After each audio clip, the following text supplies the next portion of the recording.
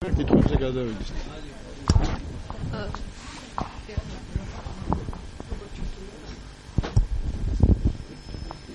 გუშინდელი პრემიერის განცხადებების შემდეგ, როდესაც მან ისაუბრა ირაკლი ალასანიაზე, თუნდაც იქ საუბარი მის ვიზიტზე, როგორ ხედავთ ირაკლი ალასანიას მომავალს, როგორ შეაფასებდით ამ განცხადებების შემდეგ?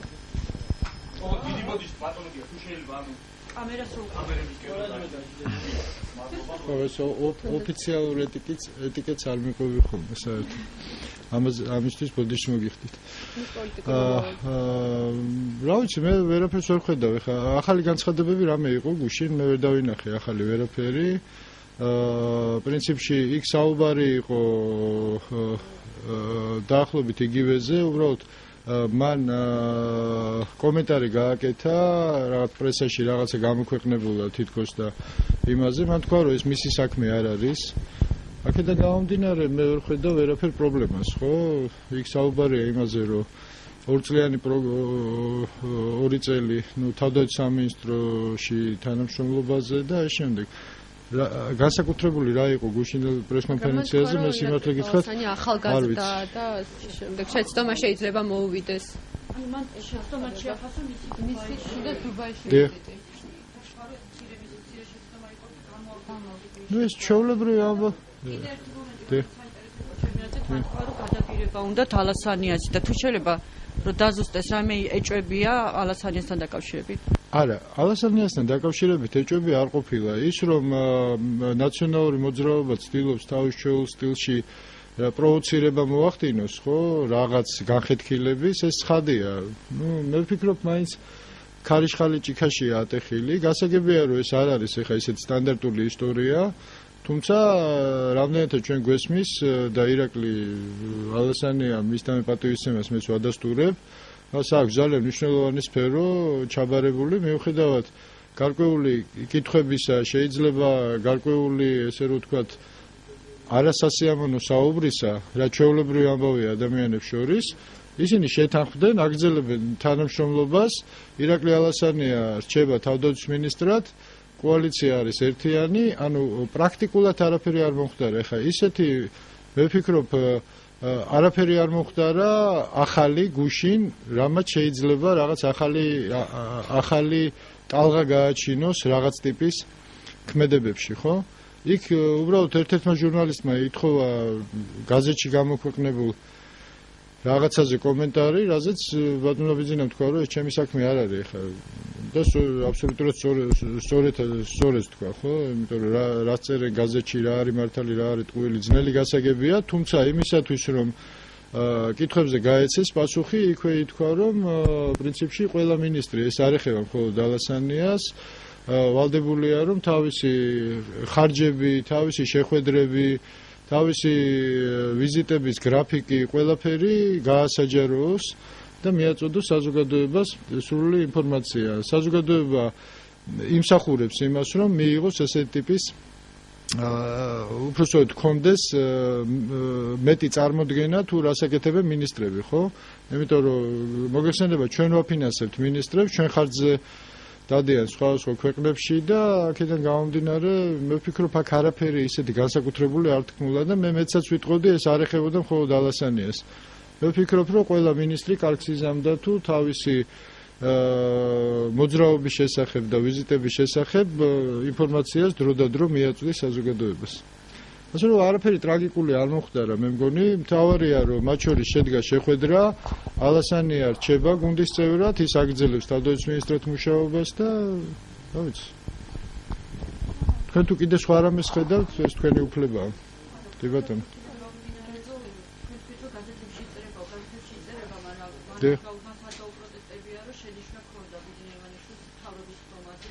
ხო, ეს თქვა კიდევაც ბიზნესმენიშვილმა თავის დროზე თვითონ ალასანიამაც მძიმე საუბარზე ქონდა კომენტარი პირველივე დღეს, ასე რომ და პრემიერ-მინისტრის სტილი არ არის კულისებს მიღმა ყველაფრის დატოვება, ხო? მე ვფიქრობ მთავრობა საერთოდ ვალდებულია, რაც შეიძლება გამჭვირვალედ მუშაობდეს და მათ შორის პრობლემებზეც საუბრობდეს ხმამაღლა.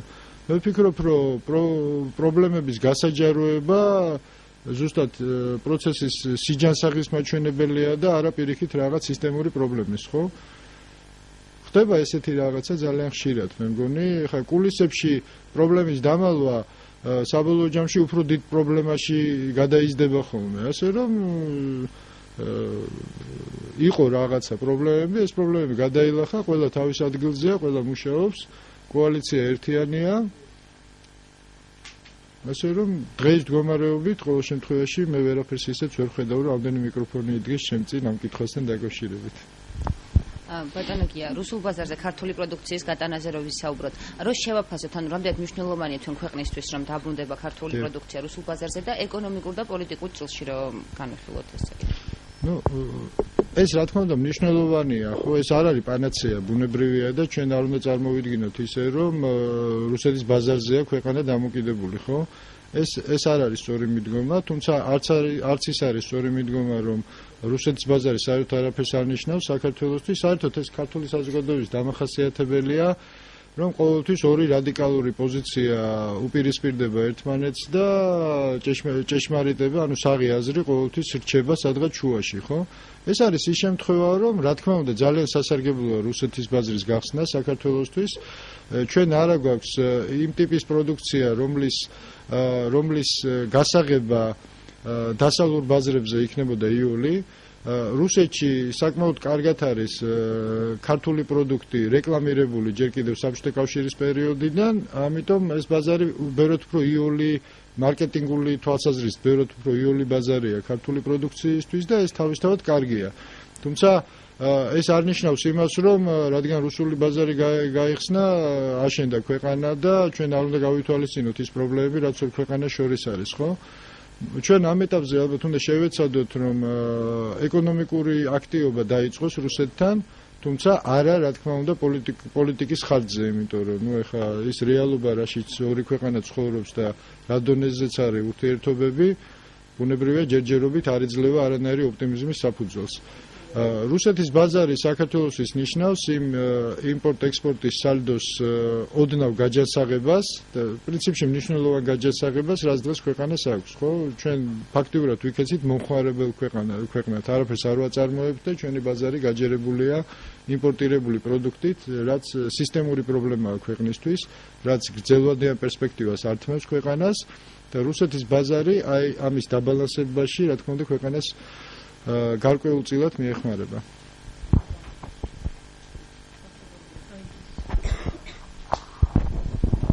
ბატონო, მაინტერესებს თქვენი პოზიცია, ცოტა გაუგებარი რჩება, მაინც ეს იდეის დონეზეა, ამაზე მიდის მუშაობა და თქვენ როგორი პოზიცია გაქვთ აფხაზეთის გავლით რკინიგზის გახსნასთან დაკავშირებით? კი ბატონო, ეს პრობლემა არ არის მარტივი პრობლემა, ხო? ამ პროექტს აქვს თავისი დიდი პლუსები, თავისი დიდი მინუსები. მე საერთოდ არ განვიხილავდი ამ საკითხს იმ ჭრილში, რომ ეს ვის აწყობს, ხო? ეს მე მგონი უნდა მოიძებნოს ისეთი გადაწყვეტა, რაც ყველა მხარისთვის იქნება მომგებიანი და სასარგებლო. მინუსები გასაგებია, პოლიტიკური რისკები გასაგებია, მე მეცაც გეტყვით, რომ იმ პერიოდში, როდესაც მე რკინიგზაში მუშაობდი, მე ვიყავი კატეგორიულად წინააღმდეგი ამ პროექტის. თუმცა მე მაშინ არ ვიყავი პოლიტიკოსი, ეხლა მოგეხსენებათ პოლიტიკასთან უფრო ახლოს მივედი და ვცდილობ, რომ სასწორზე დავდო სარგებელი და შესაბამისი რისკები, ხო? ეს არის პროცესის დასაწყისი. ბუნებრივია ამ რკინიგზის გახსნაზე არ უნდა იყოს იმ პრინციპული სტრატეგიული საკითხების დათმობის ხარჯზე საუბარი, რაც ჩვენთვის ყველას არის ძალიან მნიშვნელოვანი, ხო? პირველ რიგში ეს არის საქართველოს ტერიტორიული მთლიანობა და ეს პროექტი არ უნდა განხორციელდეს ისე, რომ სულ ოდნავი კითხვის ნიშანი მაინც დარჩეს ამ საკითხთან დაკავშირებით. ეს რაც შეეხება მინუსებს, ხო?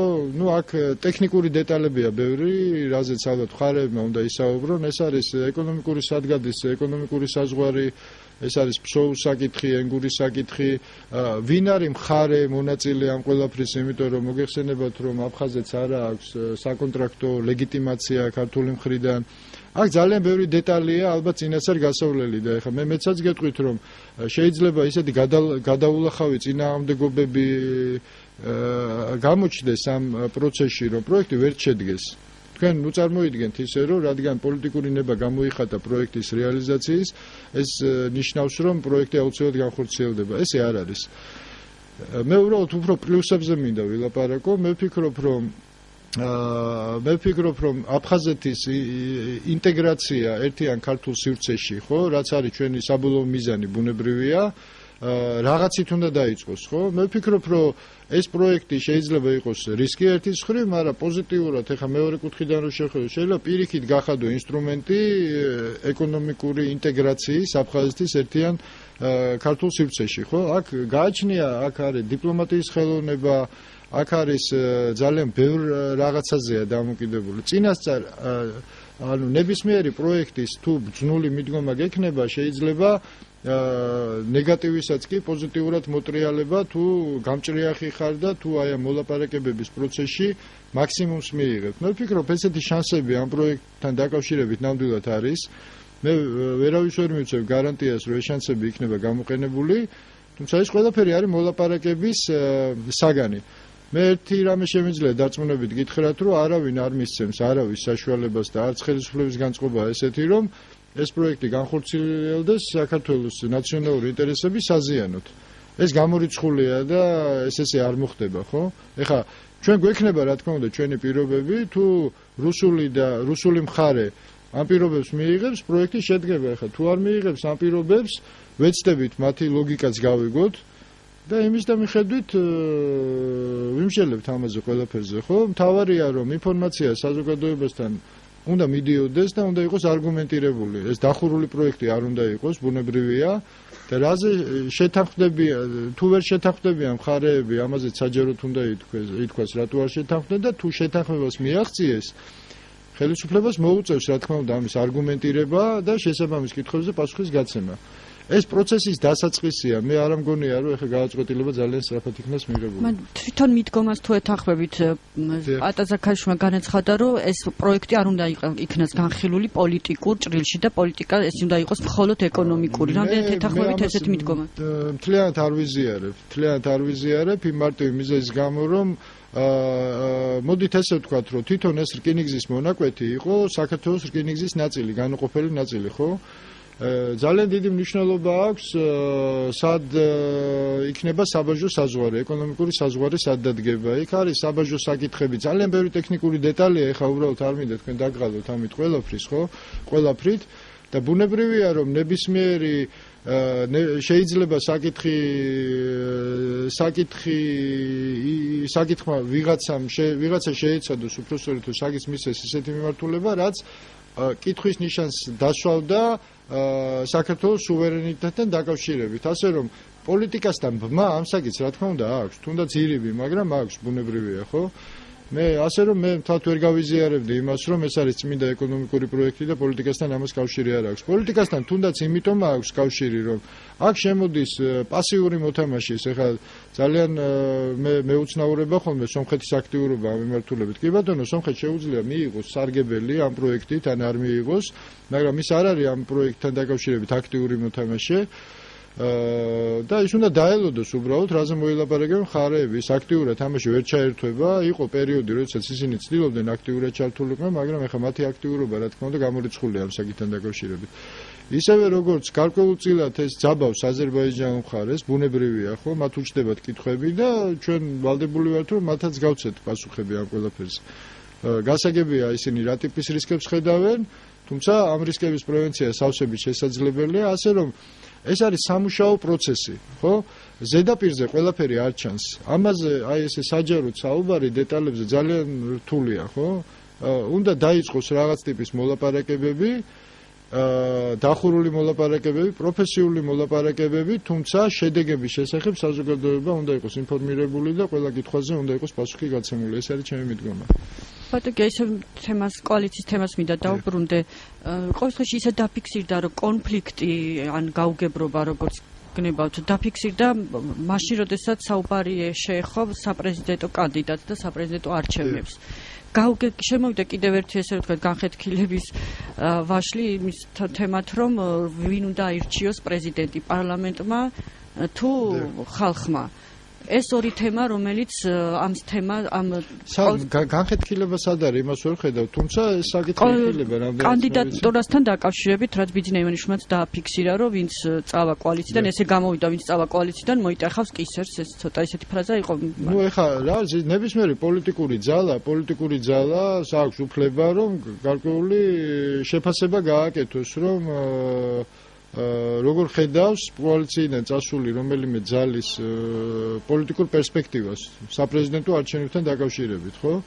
თუმცა იქვე იყო ნათქვამი, რომ ნებისმიერს აქვს სრული უფლება წავიდეს, მაგრამ ამის შემდეგ მე ვაკეთებ პროგნოზს, ხო?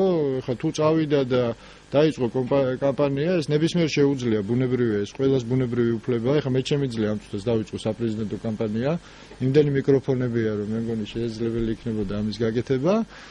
ყველას აქვს შეაძლოა, მაგრამ აგრეთვე იმ პოლიტიკურ ძალას შეუძლია პერსპექტივაზეც ისაუბროს, ხო? მისი პროგნოზი გააკეთოს ესეთ შემთხვევაში, რა შეიძლება მოხდეს, ხო?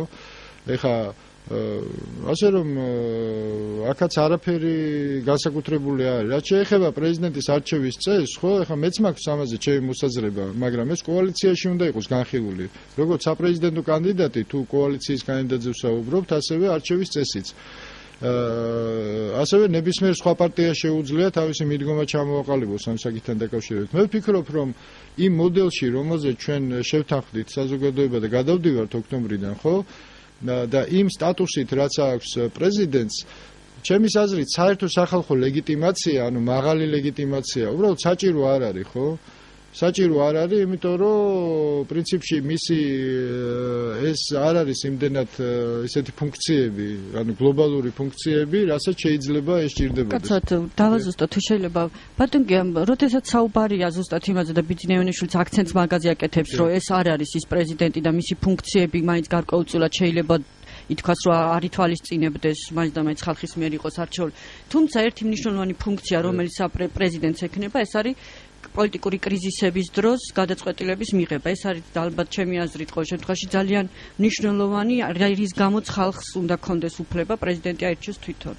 თქვენი აზრი? ხო, არა, ეს სამშელო საკითხი, ანუ მე მოგახსენეთ ჩემი აზრი. ეს არგუმენტი, თქვენი არგუმენტი არსებობს, ხო? და ამას ჩვენ შეგვიძლია ვიკამათოთ. ეხლა დავიწყოთ, ეს რისკი არის, მაგრამ ჩვენ უნდა წარმოვიდგინოთ, ჩვენ დღევანდელ პოლიტიკურ მოცემულობაში თქვენ რასაც ამბობთ, ეს კითხვა რა თქმა უნდა ლეგიტიმურია და მე როდესაც ვამბობ, რომ პრეზიდენტი უნდა აირჩეოდეს პარლამენტის მიერ, მე უფრო მულტიპარტიული სისტემა მაქვს წარმოდგენილი, სადაც ბალანსი იქნება, საკუთრივ პარლამენტი იქნება საკმაოდ დაბალანსებული, რაც დღეს სამწუხაროდ დღეს მდგომარეობით ვერ განხორციელდა, თუმცა საპარლამენტო ქვეყნების გამოცდილება აჩვენებს, რომ საპარლამენტო მოდელის შემთხვევაში მულტიპარტიული სისტემის ფორმირება არის ისე. ასე რომ პრინციპზეა საუბარი, ხო? და თუ დღეს პოლიტიკური კონფიგურაცია ესეთ ტიპის რისკებს, რაც თქვენ ამბობთ, ხო, ჩვენ შეგვიძლია შევთანხმდეთ, რომ ამ არჩევნებზე პრეზიდენტმა მიიღოს საერთო სახალხო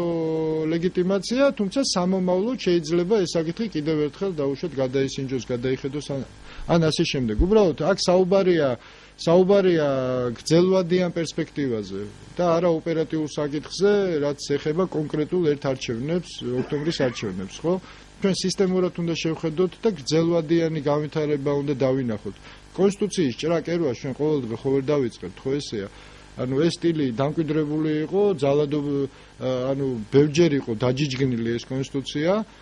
ჩვენ ამ მოდელებზე უნდა ვილაპარაკოთ და უნდა შევთანხმდეთ ისეთ მოდელზე, რომ ვეცადოთ, რომ ეს კონსტიტუცია მე მრავალი წლის განმავლობაში დავაშვენოთ, ხელუხლებელი დავტოვოთ, ხო? აქედან გამომდინარე, მსჯელობა ცუდი არ არის, თუმცა როდის იქნება ეს გადაწყვეტილება მიღებული, ეს შეიძლება ცალკე საკითხად იქნას გამოყოფილი ამ ყველაფერთან დაკავშირებით. და ბიძინეევანიშვილმა გააკეთა განცხადება, რომ მის კმაყოფილია მისი და მთავრობის მუშაობით ამ 100 დღის განმავლობაში, მას არ დაუსახელებია ყოველ შემთხვევაში თქვა, რომ შეცდომები სავარაუდოდ არ იყო. თქვენ თუ ხედავთ რაიმე შეცდომას ამ 100 დღის განმავლობაში რაღაცა ისეთ თვლით თუ არა, რომ არის მთავრობაში ადამიანები, რომლებიც შეიძლება გექნებოდათ ესეთი ის, რომ შეიძლება გამოიცვალონ. ნუ რა არის იცით, მე მაქვს რა თქმა უნდა შენიშვნები, ხო, და ყველა ადამიანს აქვს შენიშვნები, რაღაცები პრინციპში მე ვფიქრობ, რომ შეიძლება ბევრად უფრო ეფექტური ყოფილიყო რაღაც მიმართულებები. ამ დროს მე არ მინდა კონკრეტიკაზე ვილაპარაკო, იმიტომ რომ მე მაინც განაიმიტო რომ რაღაც იმიტომ და უბრალოდ მე ვფიქრობ რომ ეს პერიოდი არ არის საკმარისი იმისათვის რომ კონკრეტული ადამიანების ღია კრიტიკაზე გადავიდე, ხო? მე ვფიქრობ რომ გარდამავალი პერიოდი იმდენად მძიმედ მიდის იმ კუთხით რომ მეორე მხარე, ანუ პრეზიდენტის მხარე, ნაციონალური მოძრაობა, გამომდინარე იქიდან რომ მათ ხელში კიდე არის ხელისუფლების ნაწილი დარჩენილი, ანუ ხელისუფლების გადაბარება, როგორც ესეთი, არ დასრულებულა, ხო? ეხლა მე როგორ მოვთხოვ ადამიანს პასუხი, აი დავუშვათ იგივე საგარეო საქმეთა სამინისტროს საგარეო მიმართულება განვიხილოთ, ხო? თვეების განმავლობაში, როდესაც პრეზიდენტის მაგიდაზე დევს ელჩების კანდიდატები და თვეების განმავლობაში ხელს არ აწერს, მერე რაღაცას აწერს, რაღაცას არ აწერს, ანუ ფაქტიურად ირიბი ჩუმი საბოტაჟით არის დაკავებული ქვეყნის პრეზიდენტი, ხო, ეხლა როგორ შეიძლება მე მოვთხოვო საგარეო საქმეთა სამინისტროს ეფექტური მუშაობა, როდესაც მენეჯმენტის რეალური მართვის საშუალება არ ეძლევა მეორე მხრიდან. ესეთი ტიპის საბოტაჟი ძალიან ბევრი მიმართულებით არის, იგივე სპეციალური დაცვის სამსახურის თემა და ძალიან ბევრი თემებია, სადაც ყოფილი ხელისუფლება ცდილობს, რომ რაც შეიძლება მეტად შეაფერხოს. აქედან გამომდინარე, მე მაინც თავშევიკავებდი კონკრეტული ადამიანების კრიტიკისგან, თუმცა მაქვს კითხვები, პირდაპირ გეტყვით. კითხვები მაქვს სხვა საკითხებთან დაკავშირებითაც, იგივე თითქოს კომუნიკაცია საზოგადოებასა და ხელისუფლების საკმაოდ აქტიურად მიდის, მაგრამ შეფუთვა სწორად მიწოდება საზოგადოებისთვის და ახსნა ჩემის აზრით ჯერ კიდევ ნაკლებად ეფექტურად ხორციელდება, ხო? გარკვეულ წილად ჩვენ მივიღეთ გადატრიალებული სიტუაცია. მიშა შეეძლო, ესე რომ ვთქვათ, კაპიკიანი ასლარად გაესაღებინა, ხო და დღეს ბევრი რამე კეთდება და მისი კაპიტალიზაცია საზოგადოებრივი აზრის გაგებით ნაკლებად ხდება. ანუ ამას ექცევა ნაკლები ყურადღება, თუმცა საზოგადოებას ეს სჭირდება. ხო, როდესაც მაგალითად ხელისუფლება ამბობს, რომ საწვავი გაიაფთა და რეალურად გაიაფთა და მეორე მხარე გამოდის და ამბობს, არა, კაცო, გაიაფთა საწვავი, ანუ თეთრზე შავს ლაპარაკო, არა, მაგალითისთვის ვამბობ. არა, თუ ასხავთ მაინტერესებს საწვავს. რა თქმა უნდა, აბერაშვილი. ლუკოილი მეც ვასხავ და ლუკოილის გარდა მე ვერსად ვერ ვნახე, რომ გაიაფებულია. ყველგან არის გაიაფებული, ლუკოილზე უფრო მნიშვნელოვნად, მაგრამ ნებისმიერ სხვა ქსელში 10%-ით არა ყოველ შემთხვევაში, 3-4%. ყველა, მე გეტყვით რამდენითაც გაიაფდა 15-20 თეთრით. ვითომ საერთაშორისო ფასებს აბავე, რაც აგრეთვე ტყუილია, 15-20 თეთრით. გაიაფთა ოქტომბრის შემდეგ საწვავი. ლუკოილში მეტად გაიაფთა, მე გეთანხმები. გაიაფთა 12 თეთრით რეგულარი და დანარჩენები დიდი ბოდიში 12 თეთრი. მე გინდათ გითხრათ, რამდენი მიდიოდა ამ ბიზნესიდან ერთ-ერთი ძალოვანი მინისტრის კაბინეტში? 1 ლარი რამდენიცაც ითვლია. არა, ეგ სისულელი. 1 ლარი არ მიდიოდა, მაგრამ საკმაოდ სუხეთ მიდიოდა. მე უბრალოდ არ ვასახელებ კონკრეტულ ციფრებს, თუმცა მაქვს ამის ფაქტობრივი მონაცემები. არ ვასახელებ, იმიტომ რომ ფორმალური გაგებით ბიზნესიც იყო დანაშაულის თანამონაწილე. მე არ მინდა რომ ბიზნესი დაზარალდეს. აქედან გამომდინარე, მე არც კონკრეტულ ციფრებს, არც ბიზნესებს და არც ესე რომ ვთქვათ, ხელისუფლების იმ კონკრეტულ ჩინოვნიკებს არ ვასახელებ. ისინი დღესაც აქტიურ პოლიტიკაში არიან სხვა შორის და აქეთ გვასწავლიან ჭკუას, ხო?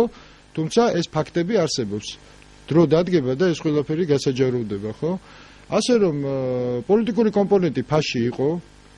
მე კიდევ ერთხელ ვამბობ, დოკუმენტურად შემიძლია ეს დავადასტურო, პოლიტიკური კომპონენტი იყო, არა იმდენი რომ რაღაცა, მაგრამ იყო. ეს ფაქტია. და მარტო ამ პროდუქცია არის ლაპარაკი. იგივე ტარიფები, ეხა აი მეც ელოდა ხალხი, ის 3.5 თეთრი, ეხა შეკაი ადამიანო 9 წელი მართავდი ქვეყანას. თურმე შესაძლებელი ყოფილა ტარიფის შემცირება 3.5 თეთრით. ესე იგი რა ხდებოდა, ხო? რა ხდებოდა მანამდე, ანუ ხელისუფლება შეეძლო ეს მომსახურება გაეაფებინა 9 წლის განმავლობაში, არა 16 თეთრი გადაეხადა ადამიანს, არამედ 12.5 და ამას არ აკეთებდა ხელისუფლება. და დღეს აი მეტი უნდა იგივე ის ესე რომ ვთქვათ უტიფარი ადამიანი, არა, დაპირებებს თავი გავანებოთ, ხო? შეიძლება აქ იყო ეს კრიტიკა ხელისუფლება მიიღოს თავის თავზე, რომ მეც მპირდებოდი და ნაკლები გამიკეთე, მაგრამ ეხა როდესაც გაკრიტიკებს ის, რომელიც მეც ახდევინებდა და დღეს გამოდის, რომ შენ მეც მპირდებოდი, შენ შეკავებდი, შენ 9 წელი მართავდი და ამ სამნახევართეთს იღებდი ხალხის ჯიბეებიდან, თურმე შეგძლებია რომ ნაკლები ყოფილიყო და ეხა დიდი ბოდიში კრიტიკის უფლებასაც მოპოვება უნდა. მე და თქვენ შეიძლება ვაკრიტიკოთ ხელისუფლება, კი ბატონო, სრული უფლება გვაქვს, მაგრამ ვანო მერაბიშვილი რო გამოდის და რომელიც იმ სამნახევართეთს ჯიბიდან უღებდა იმ მოსახლეობას და დღეს გამოდის რომ მეტად უნდა გაეაფებინაო, რა სინდისით ლაპარაკობ, კაცო? შენ იღებდი იმ სამნახევართეთს, სხვა კი არ იღებდა. და დღეს გამოდიხარ და ამაზე აკრიტიკებ რომ მეტად რატო არ გაეაფო, ეხა ეს აბსურდი არ არის? მე და თქვენ ვაკრიტიკოთ, მაგრამ იმ ადამიანებს კრიტიკის უფლება ამ ხრივ არ აქვთ რა. მორალური უფლება არ აქვთ, კონკრეტული ესე რომ ვთქვათ, ფაქტებიდან გამომდინარე უფლება არ აქვთ.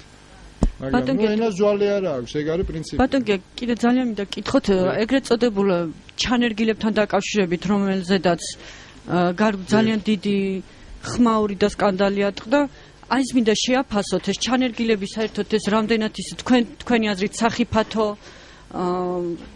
სახიფათო თემაა, რომელიც შეიძლება ყველას და ყველა ეჭვმიტანის ესე ვთქვათ მიაბა და მინდა ძალიან გთხოვთ პარალელი რომ შეიძლება გაივლოს სააკაშვილის ჩარეცხილებსა და აი ამ ჩანერგილებს შორის. რა შეეხება, ეხლა მე ჩემთვის ეს ძალიან ისეთი თემაა, იმიტომ რომ კუდიანებზე ნადირობა ეს არის ყველა ეს დიდი საშინელება, რაც შეიძლება, რაც ბევრჯერ მინახავს სამწუხაროდ ამ ქვეყანაში.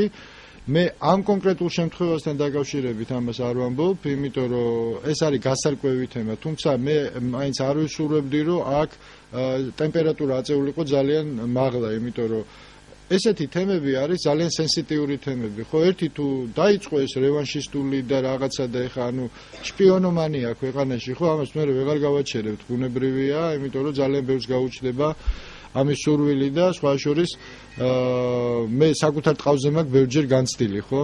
ეს ყველაფერი, ყველა ხელისუფლების ხო, ნუ ეხა ჩემი ლეგენდა ეს ცალკე თემა, ამას არ შევეხები, ხო? უბრალოდ ეს რა თქმა უნდა არის ძალიან სენსიტიური თემა და მე ვფიქრობ, რომ კონკრეტული ფაქტები უნდა იქნას გამოძიებული, რა თქმა უნდა, თუ ესეთი რაღაცა ხდება, მაგრამ ამით სპეკულირება ამ თემით ძალიან მაღალ ტონში, ჩემის აზრით, არ იქნებოდა სასურველი რა.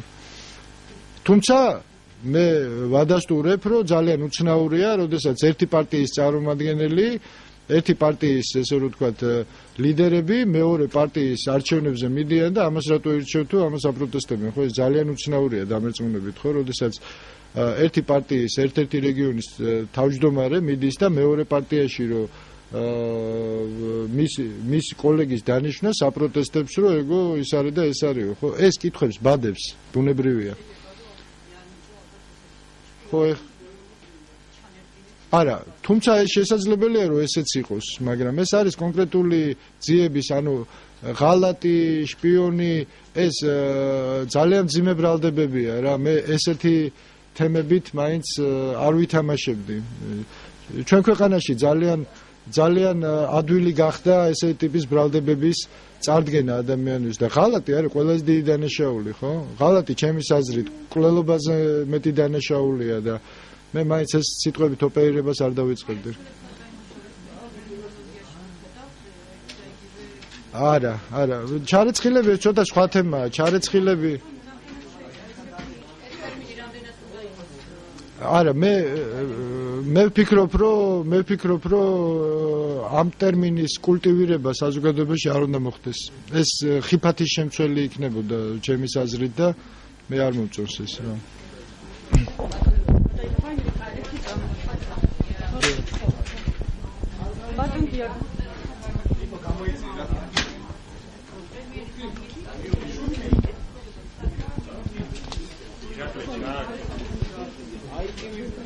ხო, ეს ძალიან რთული თემაა რა, ძალიან რთული თემაა, იმიტომ რომ ერთის მხრივ მაღალი რანგის მენეჯერები კერძო ბაზარზე ძალიან გარყვნილები არიან შემოსავლებით და მათი დაქირავება სახელმწიფო სამსახურში აუცილებელია. მეორე მხრივ მორალური უფლების მოპოვება, რომ როდესაც ხალხს უჭირს შენ აიღო ძალიან მაღალი ხელფასი, ესეც პრობლემაა. მე სიმართლე გითხრათ, ამის რეცეპტი არ მაქვს. თუმცა მეორეს მხრივ თუ მაღალი დონის მენეჯმენტი არ იქნა, ვერასოდეს ვერ ესე რომ ვთქვათ, უზრუნველყოფს შენ სოციალური სიტუაციის. აქ ორი აზრი არ არის, გეთანხმებით რა თქმა უნდა.